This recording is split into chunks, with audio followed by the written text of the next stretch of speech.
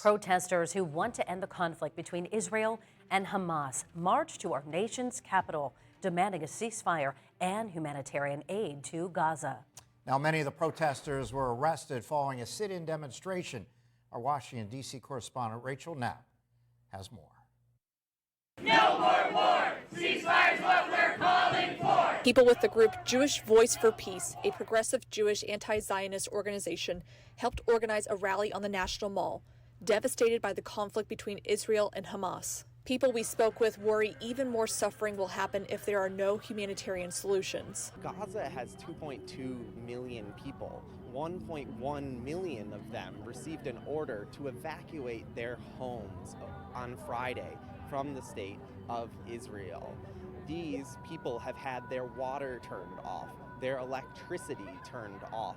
They do not have access to the food that they need. I want to support ceasefire. I think that, there's millions of lives at risk right now if Israel were to conduct a ground offensive in Gaza, and I think those lives are equally as valid and valuable as any in Israel, and I am coming out here today, I guess, to support humanitarian solutions. The protesters took their concerns to the streets. So the group is marching towards the Capitol. They want lawmakers to hear their calls for a ceasefire. The group shut down streets by the Capitol and prompted an increased police presence. Many were even arrested. Capitol Police say demonstrations are not allowed inside congressional buildings.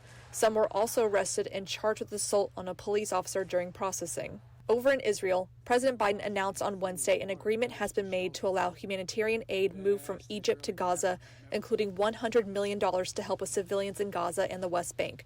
According to sources, humanitarian aid has been stuck at Egypt's border with Gaza. While the Biden administration keeps reiterating that they support Israel, the president also says the vast majority of Palestinians are not Hamas, and Hamas does not represent the Palestinian people. In Washington, D.C., Rachel Knapp, Erie News Now.